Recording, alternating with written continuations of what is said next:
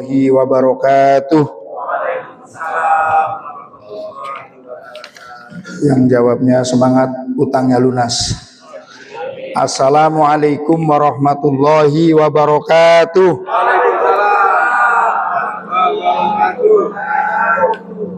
Ternyata banyak yang punya utang dan Bismillah, alhamdulillah, wassalatu wassalamu ala rasulillah, la hawla wa la quwata illa billah, amma ba'du. Yang sama-sama kita muliakan Wakil Kepala RSPAD Gatot Subroto, Bapak Brigjen TNI Abdul Halim. Kalau dari namanya saya yakin beliau itu keluarga santri. Kita doakan mudah-mudahan sehat, panjang umur. Tapi jangan latihan ceramah Pak Brigjen, nanti ngambil jatahnya Ustadz. Para perwira tinggi di jajaran RSPAD, pengurus Persit Kartika Chandra Kirana, cabang RSPAD, anggota RSPAD Gatot Subroto, baik perwira, bintara, tamtama, SN, dan para jamaah hadirin wal hadirat yang dirahmati Allah. Mari kita mensyukuri nikmat Allah. Alhamdulillah kita masih sehat. Sehat Bapak-bapak? Sehat. Ibu-ibu sehat?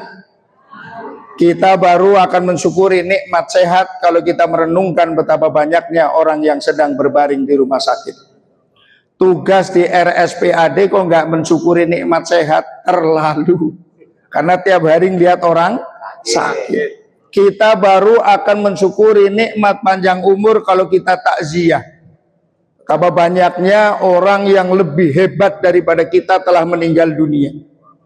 Betapa banyaknya orang yang hidupnya susah, berobat aja nunggu BPJS, nggak mati-mati. Alhamdulillah. Kita baru akan mensyukuri nikmat iman Islam kalau mau membaca sejarah. Betapa banyaknya orang yang hidup bersama Rasulullah tidak diberi hidayah iman Islam. Abdul Uzza bin Abdul Muthalib, nama panggilannya itu Abu Lahab, paman kandungnya Rasul. Abu Lahab itu pernah 2 kali besanan dengan Rasulullah. Punya 2 anak laki-laki, besan dengan 2 putrinya Rasulullah. Tidak diberi hidayah iman Islam. Malah dinas pasti masuk neraka. Bareng-bareng tabat yada Abi Lahabiw, itu pamannya Rasul. Pak D-nya Rasulullah, Abu Thalib, juga besanan dengan Rasul. Tidak diberi hidayah iman Islam. Kita yang jauh dari waktu, jauh dari tempat, alhamdulillah diberi hidayah iman Islam oleh Allah Subhanahu wa taala. Kita berdoa mudah-mudahan hidup kita senantiasa beriman, meninggal kita dalam keadaan beriman, masuk surga bersama-sama dengan iman.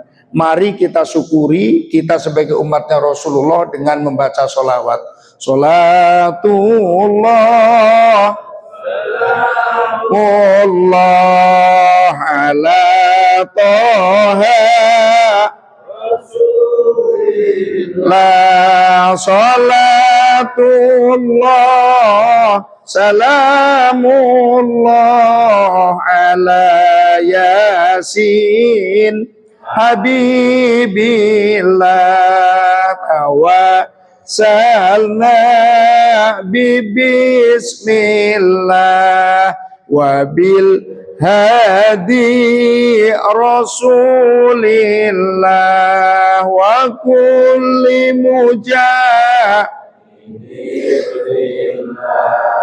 bi ahlil badri ya Allah. Ibu-ibu sering resah nggak Bu? Gelisah kayak gitu. Kalau malam udah habis maghrib, telepon bapaknya nggak diangkat, malah HP-nya mati, gimana Bu? Resah, gelisah, sedih, galau gitu sering. Kalau masih sering resah, gelisah, sedih, dan galau, benerin puasanya. Karena orang yang puasanya bener pasti nggak pernah galau. Bapak-bapak pernah nggak dapat duit dari jalan yang tidak disangka-sangka? Tahu-tahu blek gitu dapat proyek. Ustaz, jangankan yang nggak disangka, yang disangka aja meleset terus.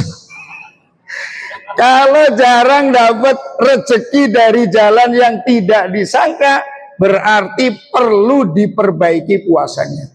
Kenapa? Tadi qori kita sudah membaca. Ya ayyuhalladzina amanu kutiba alaikumus syamu kama kutiba alal ladzina min qablikum la'allakum tattaqun.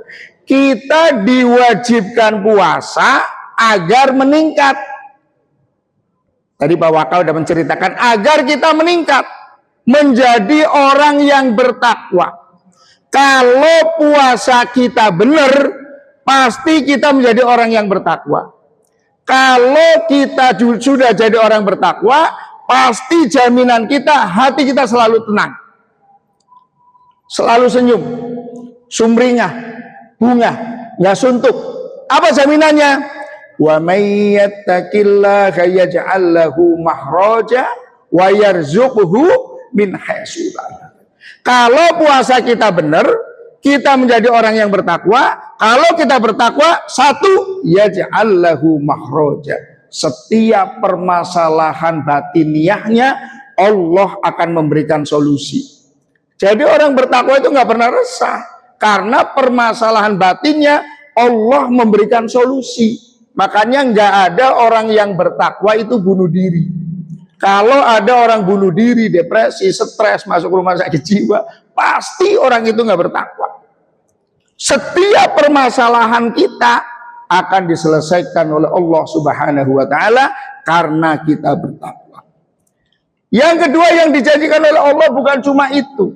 Yaj'al lahu mahraja wa yarzuqhu min haitsu la yahtasib.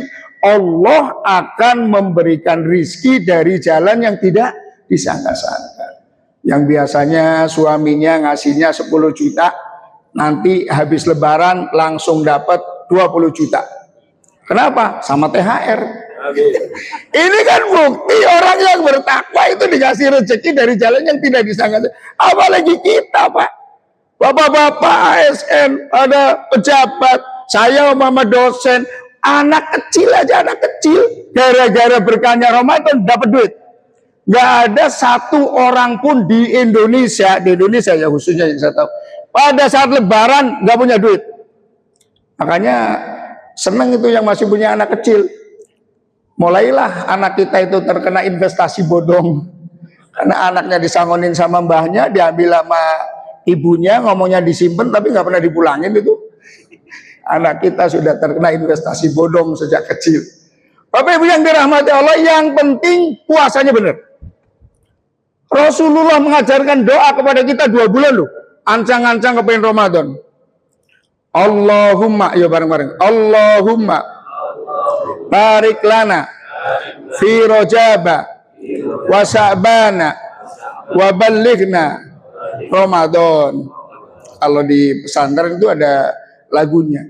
Allahumma barik lana. Ayo yang hafal bareng-bareng. Allahumma barik lana fi Rajaba wa Sya'bana. Allahumma barik lana fi Rajaba wa Sya'bana wa ballighna Ramadana.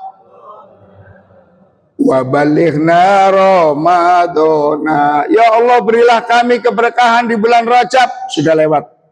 Ya Allah, berilah kami keberkahan di bulan Sya'ban, dan sampaikan usia kami bertemu dengan bulan suci Ramadan. 2 bulan minta bertemu dengan bulan Ramadan. Ulama-ulama terdahulu, namanya ulama salaf, itu lahir sebelum tahun 300 Hijriah. Membagi tahun untuk Ramadan ini hanya 2. Ramadan sampai 5 bulan ke depan minta doa kamilin. Allahumma taqabbal sholatana wa siyamana wa qiyamana wa ruku'ana wa sujudana ila akhir doa. Kadang kita kan pede. Ulama-ulama dulu 6 bulan minta agar amal ibadah di bulan Ramadan diterima. Sampai 6 bulan. Kalau kita terlalu pede, malam takbiran aja udah ngedoa itu. Sudah yakin puasanya diterima. Padahal ulama dulu mengajarkan 6 bulan lamanya minta agar diterima. Saking takutnya puasanya tidak diterima. Kenapa? Memang ada hadis yang menggambarkan itu. Kam min shaimin laisa lahu min siyamihi illal ju' wal attas. Betapa banyaknya orang yang berpuasa tapi tidak mendapatkan apa-apa dari puasanya kecuali hanya merasakan lapar dan haus saja. Saking takutnya minta agar semua amaliyah di bulan Ramadan diterima sampai 6 bulan. Setelah itu minta agar diberikan panjang umur agar bertemu bulan suci Ramadan. Ulama dulu minta bertemu Ramadan 6 bulan. Doa yang kita panjatkan 2 bulan. Kita berapa lama ketemu bulan Ramadan? Jangan-jangan malah kaget. Loh, Ramadan lagi tuh. Dapat undangan punggahan kaget. Loh, sudah mau Ramadan lagi. Utang wingi rong lunas. Ada yang belum lunas. Ada yang belum lunas. Malah kaget kita. Kita wajib bersyukur, wajib berharap, berdoa agar bertemu dengan bulan suci Ramadan. Kenapa? Kalau kita bertemu bulan suci Ramadan, bagaikan itu lumbung kita mendapatkan pahala. Yang penting bagaimana Ramadan itu benar. Ada kiat-kiat agar Ramadan kita benar.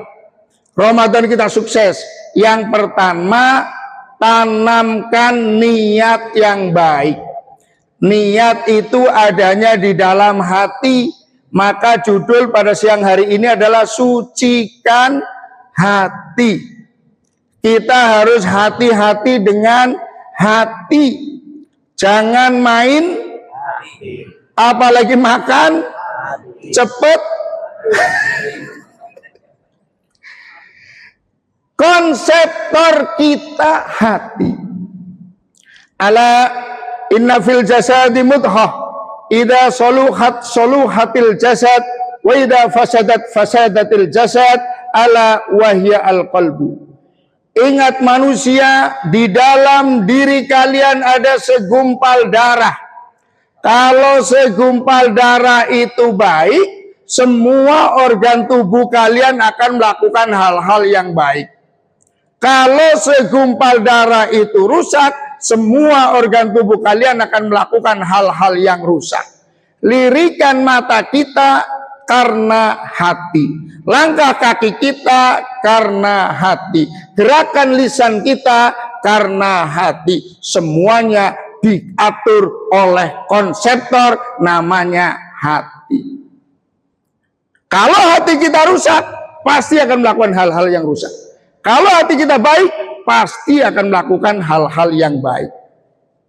Ini hati. Maka orang itu walaupun lisannya diam, matanya merem, kakinya diam, tangannya diam, manusia itu bisa beribadah dan juga bisa bermaksiat. Kelihatannya sih diam organ tubuhnya, tapi orang itu bisa beribadah. Kenapa? Karena hatinya selalu zikir kepada Allah Subhanahu wa taala. Kelihatannya sih diam, tapi sedang maksiat karena hatinya sedang takabur, sum'ah, riya dan lain sebagainya. Hati yang kita miliki ini baru dikatakan suci kalau satu, senang melihat orang senang, dan susah melihat orang susah. Kebanyakan orang kan senang melihat orang susah dan susah melihat orang senang. Kalau kawan kita naik pangkat, kalau kawan kita dapat bonus, kok kita yang mengucapkan alhamdulillah senang banget, itu artinya bahwa hati kita bersih. Tapi kalau kawan kita yang naik pangkat, kok malah kita yang resah, alah, jangan-jangan, itu ciri-ciri hati kita tidak bersih. Islam itu kalau baik mengajak orang lain untuk berbuat baik. Umpama, bapak-bapak dengan sholat duha ternyata jadi sehat. Dengan sholat duha ternyata rezekinya datang dari jalan yang tidak disangka-sangka. Maka kebaikan sholat duha itu ditularkan kepada orang lain. Tapi kalau kita melihat orang lain yang sedang kesusahan, kok hati kita ada rasa senang, itu tetangga kita celakaan ini, oh itu kualat itu ciri-ciri hati kita tidak bersih. Salatullah salamullah ala Rasulillah. Salatullah ala Yasin Habibillah. Tawasal ma bibis wabil hadi Rasulillah wa kulli mujahidin lillah bi ahlil badri ya Allah. Bagaimana cara membersihkan hati dari berbagai macam penyakit? Ternyata ada syair Jawa itu yang menyanyikan tombo ati ono apa? Ada yang hafal? Mbak MC hafal? Tombo ati limo perkorone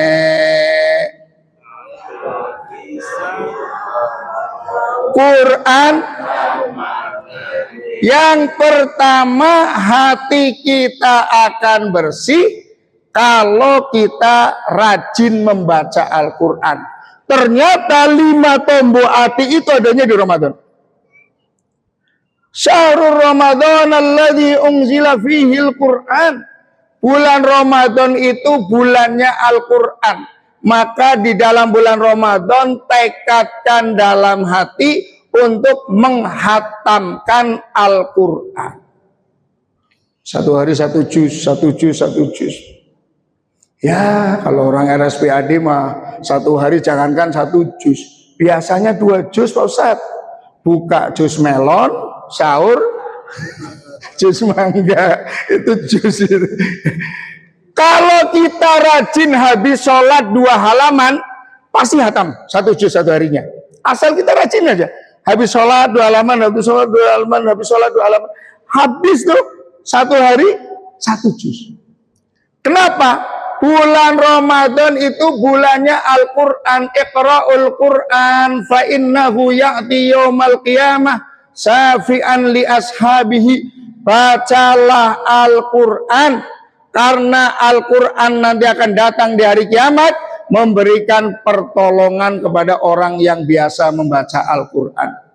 Yuk kaping pindho, kaping pindho ngilakonono, kaping stop.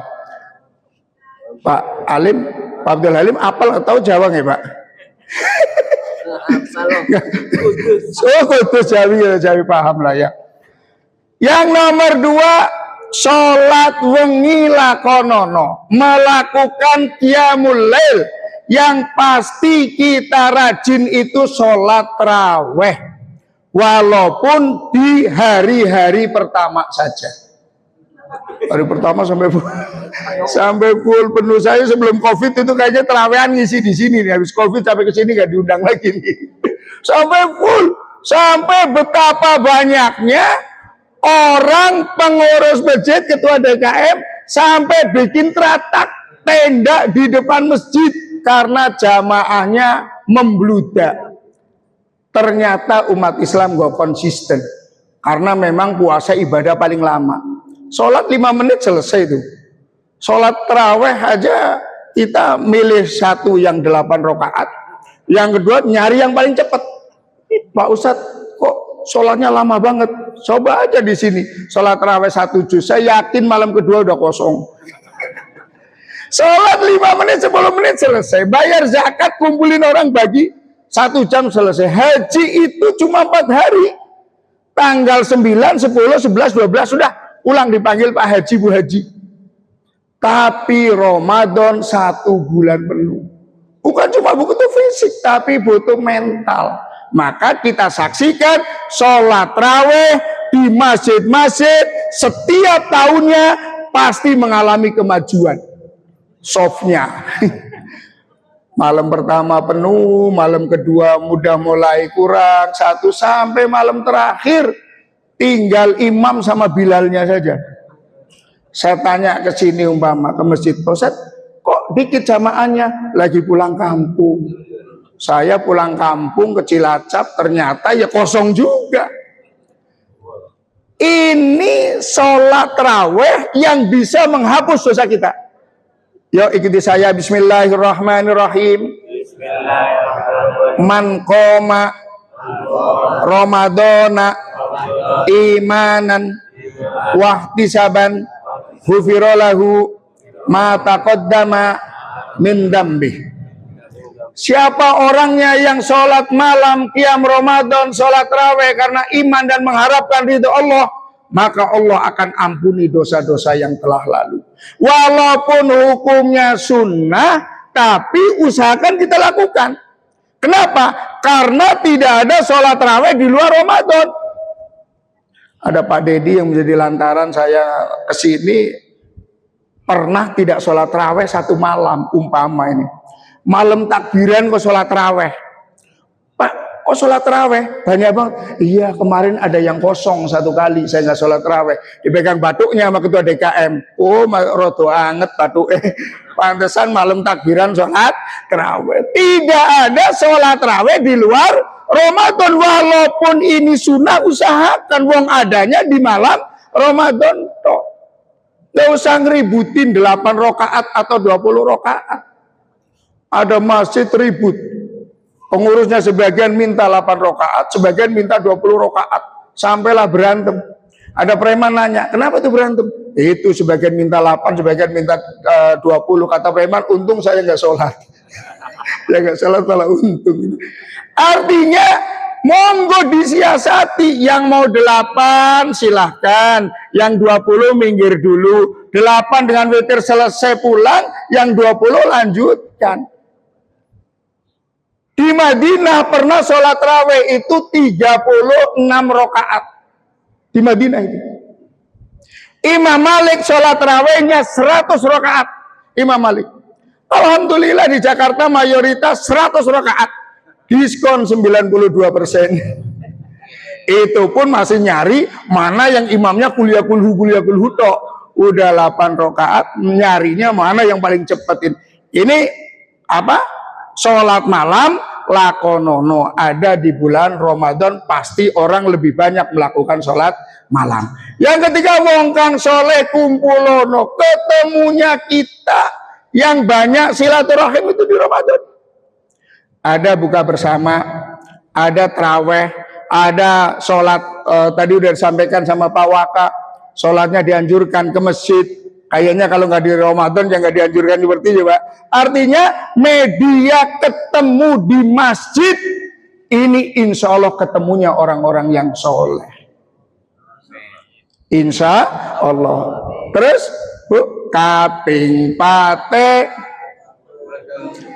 weteng liya ingkang luwe kaping 5 zikir ing suwe kaping 5 zikir wengi ingkang suwe.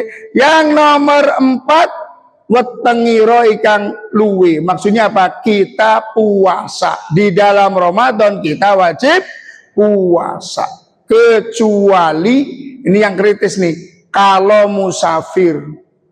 Tolong yang pada mau mudik baru dikatakan musafir itu kalau keluar rumahnya sebelum subuh. Sebelum subuh udah keluar. Saya mau ke Cilacap sebelum subuh udah keluar.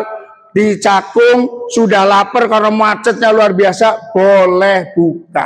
Tapi kalau keluar rumahnya itu jam 7 pagi harus ditahan sampai maghrib harus keluar. Ini kadang kan ngomong kan saya musafir padahal berangkatnya jam 7 pagi baru dikatakan musafir kalau keluar rumahnya itu sebelum subuh walaupun mampir dulu di rest area Cakung. Weteng ingkang luwe, ini ibu-ibu juga boleh tidak berpuasa nih kalau lagi hamil atau menyusui. Cara menggantinya itu juga beda-beda. Kalau kata ibu bidan, orang hamil atau menyusui membahayakan ibunya, nggak usah puasa mbak, nanti yang kalah jenengan, anaknya si sehat, jenengan yang kalah. Maka boleh tidak berpuasa dan cara menggantinya hanya mengganti puasa saja. Tapi kalau kata Bu Bidan, Mbak, jangan puasa. Jenengan si sehat, jenengan si kuat, tapi anaknya kasihan karena asinya dikit dan lain sebagainya. Maka perempuan ini boleh tidak berpuasa. Cara gantinya harus dua. Satu, ganti puasa. Yang kedua, membayar fidyah. Ini bagi perempuan yang hamil atau yang menyusui. Weteng sira ingkang luwe, weteng sira ingkang luwe itu maksudnya kita puasa. Insya Allah dengan 1 bulan puasa, keimanan kita akan naik dan sosial kita juga akan naik. Merasakan bagaimana penderitaan orang kalau kita nggak makan cuma dari subuh sampai maghrib tok. Bagaimana saudara-saudara kita yang tidak makan, yang tidak tahu kapan mendapatkan makan. Jadi kita petenggira zikir wengi ingkang suwe, kita harus punya amalan. Sudah saatnya kita mempunyai amalan yang dijadikan wiridan.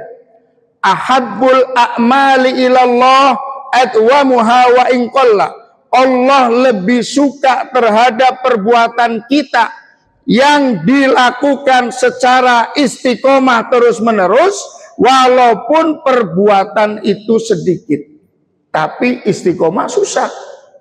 Saatnya kita, apa yang Bapak Ibu bisa lakukan, lakukan. Ustadz, saya kepengin habis sholat saya baca Al-Fatihah 3 kali. Lakukan. Kalau itu terus-menerus habis sholat 3 kali, insya Allah perbuatan yang 3 kali itu lebih Allah cintai daripada sekali duduk 1000 kali. Tapi kalau lagi ada masalah tok, lagi ada masalah aja, wiridannya lama. Kalau nggak ada, nggak pernah wiridan. Atau saya akan baca Al-Ikhlas 3 kali. Lakukan. Yang dinilai oleh Allah Subhanahu wa Ta'ala adalah istiqomahnya. Gimana kita biar bisa istiqomah? Beda dengan bapak-bapak. Kalau bapak-bapak itu bukan istiqomah. Ikatan suami takut mamah katanya. Jadi sehebat-hebatnya di kantor, di rumah, jeh bu. Ya itu pengalaman pribadi itu. Artinya bahwa kita sudah mulai mempunyai amalan yang khusus. Sudah mulai kita mempunyai amalan yang kita jadikan wiridan keseharian kita. Apapun, seenaknya jenengan. Umpama senengnya sholawat, baca sholawat. Sholatullah, salamullah, ala ta'a, lillah, sholatullah, ala yasin habibillah, tawasalna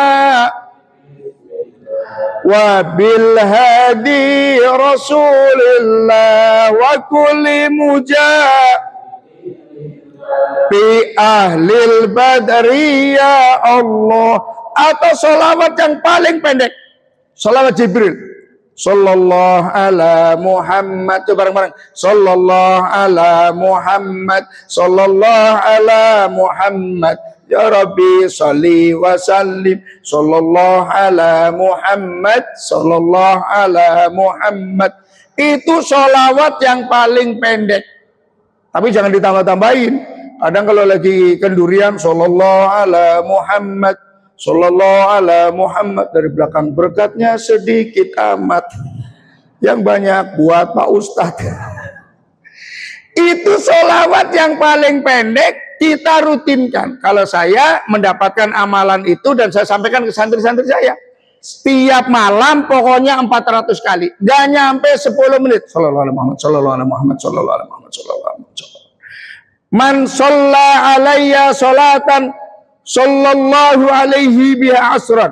Siapa orangnya yang bersolawat kepadaku 1 kali, kata Rasulullah, Allah akan memberikan 10 rahmat untuk orang itu. Kita sekali baca sholawat, kita akan mendapatkan 10 rahmat. Yang kita rasakan ini karena rahmat Allah, bukan karena kepintaran kita, bukan karena gelar kita, tapi karena rahmat Allah. Sampailah nanti kita masuk surga karena rahmat Allah, bukan karena ibadah kepada Allah Subhanahu wa Ta'ala.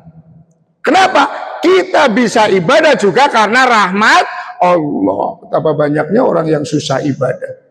Jadi ketua DKM, kalau ada orang yang tidak mau ke masjid, bukan orang itu yang tidak mau ke masjid hakikatnya, tapi masjid yang tidak mau dimasukin orang itu. Masjid kan rumah Allah, kan kadang kebalik-balik. Dasar orang kantornya udah dekat, rumahnya udah dekat masjid, nggak mau ke masjid. Bukan orangnya nggak mau ke masjid, memang masjidnya yang tidak mau dimasukin sama orang itu. Jadi tidak mendapatkan rahmat Allah. Atau Bapak Ibu mau mengistiqomahkan tasbih, tahmid, tahlil. Subhanallah, ya bareng. Subhanallah walhamdulillah wala ilaha illallah wallahu akbar. Subhanallah walhamdulillah wala ilaha illallah wallahu akbar. Atau apapun yang Bapak Ibu bisa lakukan untuk istiqomah. Yang selanjutnya sukses Ramadan adalah usahakan setiap hari bersodakoh. Ayyus sodakoti afdal, sodakoh mana, kapan yang paling utama, yaitu as-sodakotu fi syahri Ramadan. Sodakoh di dalam bulan Ramadan. Sampailah siapa orangnya yang memberi bukaan puasa kepada orang yang berpuasa, orang itu mendapatkan pahala sama dengan pahalanya orang yang berpuasa yang mendapatkan makanan dari kita. Maka biasanya di masjid-masjid kalau Ramadan banyak bukaan, banyak takjil. Ya, kita partisipasilah walaupun umpama 5 bungkus tiap hari atau 2 bungkus tiap hari, 2 box. Tapi kita akan mendapatkan pahalanya orang yang makan makanan kita tanpa mengurangi pahalanya ini. Kalau punya harta. Kalau nggak punya harta ya sodakonya dengan senyum. Kan senyum juga sodakot. Tabassamuka fi wajhi ala ahika sodakotun. Jadi kalau tanggal tua di pinggir jalan saja senyum. Pinggir masjid ketemu orang senyum, lagi ngapain mas? Lagi sodakoh. Sodakoh apa? Sodakoh senyum di bulan Ramadan. Bapak Ibu yang dirahmati Allah, sucikan hati, bersihkan hati, saling maaf memaafkan, karena kita akan menghadapi ibadah yang paling lama, ibadah yang paling panjang, butuh mental, butuh kesiapan hati yang luar biasa. Sampailah kalau ada orang yang ngajak berantem di bulan Ramadan, sudah ada aturannya, ngomong saya sedang berpuasa, karena salah satu syarat puasa kita sukses adalah kita meninggalkan sesuatu yang tidak ada gunanya untuk kita. Terima kasih. Kurang lebihnya mohon maaf. Mari kita berdoa. Mudah-mudahan Allah meridhai kita semuanya, memberikan sehat panjang umur, dan kita bertemu dengan bulan suci Ramadan, bisa menjalankan wajibnya, sunnahnya, dan fadilah-fadilah di dalam bulan suci Ramadan. Al-Fatihah.